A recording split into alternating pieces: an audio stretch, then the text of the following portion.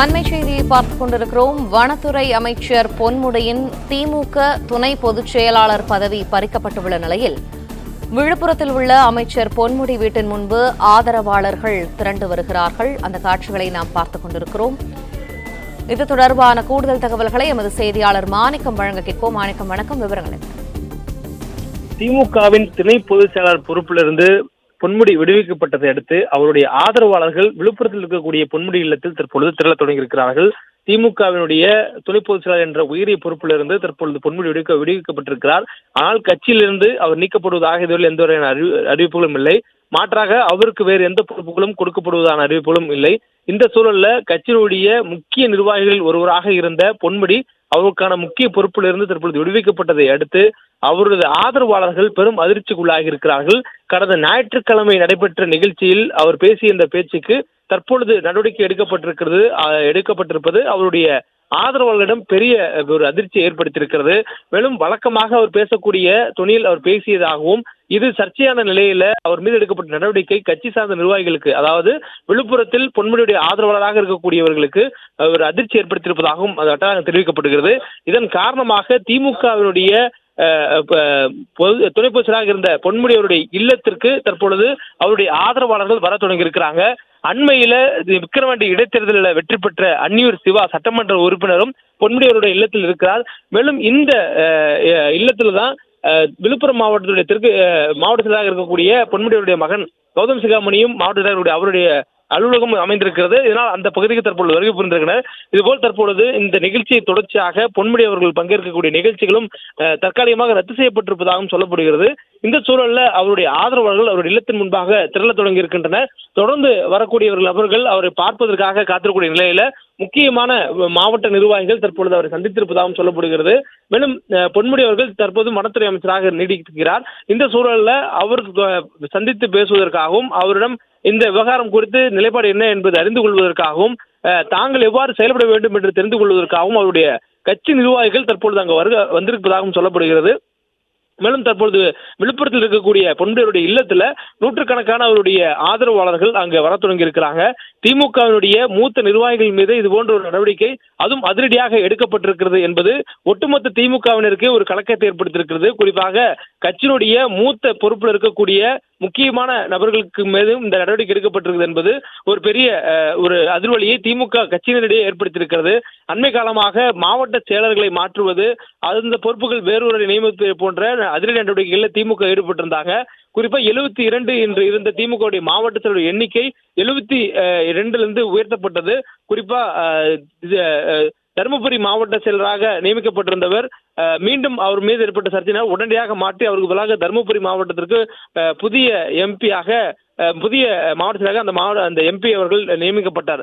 இந்த சூழல்ல கட்சியினுடைய கிளை நிர்வாகிகள் மாவட்ட அளவில் இருக்கக்கூடிய நிர்வாகிகள் மீதான நடவடிக்கை என்ற நிலைமை மாறி தற்பொழுது மாநில பொறுப்பில் இருக்கக்கூடியவர்கள் மீதும் நடவடிக்கை எடுக்கப்படும் என்ற நிலையை திமுகவில் இருப்பதனால உச்சபட்ச பொறுப்பில் இருக்கக்கூடியவர்களும் கூட தற்பொழுது ஒரு கலக்கத்தில் இருப்பதாக திமுக வட்டாரங்கள் தெரிவிக்கின்றன.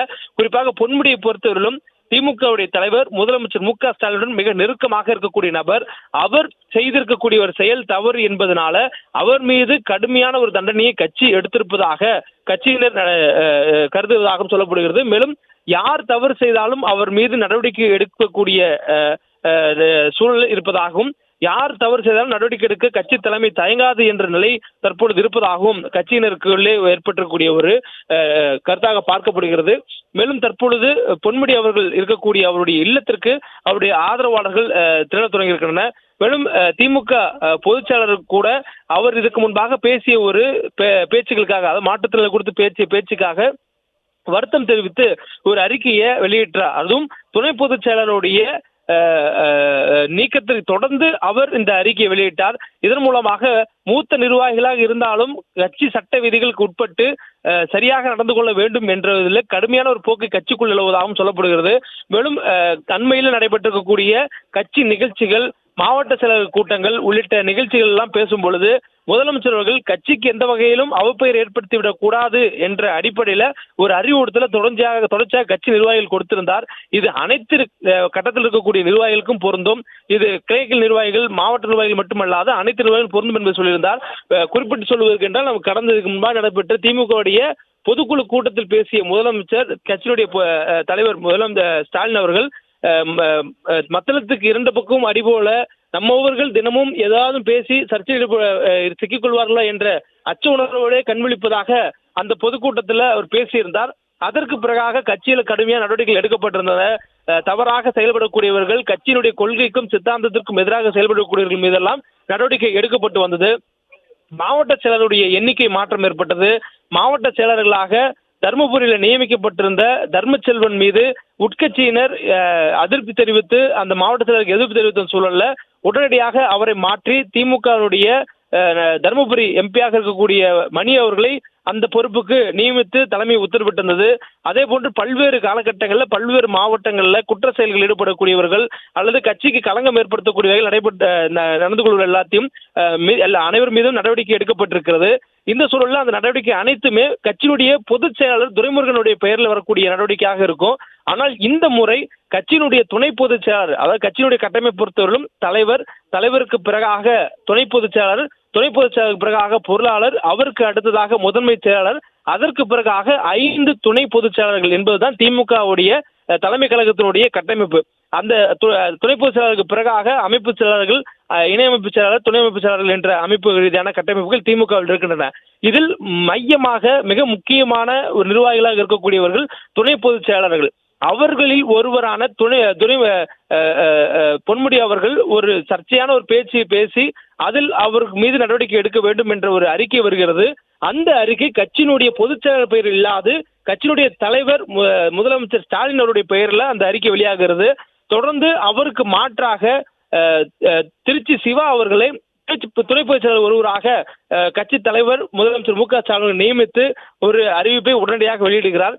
இதன் மூலமாக கட்சியின் ஒழுங்கு நடவடிக்கைகளுக்கு எதிராக, கட்சியினுடைய கட்டுப்பாடுகளுக்கு எதிராக செயல்படக்கூடியவர்கள் யாராக இருந்தாலும் அவர்கள் மீது நடவடிக்கை எடுக்கப்படும் என்பது திண்ணமாக திமுகவில் இருப்பதனால இது போன்ற ஒரு நடவடிக்கை தற்பொழுது கட்சியில் இருக்கக்கூடியவர்களுக்கு ஒரு கலக்கத்தை ஏற்படுத்தியிருக்கிறது.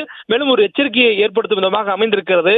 இந்த சூழல்ல பொன்முடி அவர்களுடைய பதவி பறிக்கப்பட்டக்கூடிய நிலையில அவர் அங்கிருந்து சென்னைக்கு புறப்பட்டிருப்பதாக சொல்லப்படுகிறது. விழுப்புரம் மாவட்டத்தில் தன்னுடைய நிகழ்ச்சிகளை தற்பொழுது ரத்து செய்துவிட்டு தலைமை கழகத்தில் முதல்வரை சந்திப்பதற்காகவும் மூத்த நிர்வாகிகள் சந்திப்பதற்காகவும் தற்பொழுது பொன்முடி அவர்கள் விழுப்புரத்திலிருந்து சென்னை புறப்பட்டு வந்திருப்பதாகவும் சொல்லப்படுகிறது. மேலும் அவர் சென்னை வந்த பிறகாக தன்னுடைய வருத்தத்தை, இந்த நிகழ்ச்சிக்கான வருத்தத்தையும் அதற்கான விளக்கத்தையும் கட்சியினுடைய தலைவர் முதலமைச்சர் ஸ்டாலின் அவர்களுக்கு தெரிவிப்பார் எனவும் சொல்லப்படுகிறது.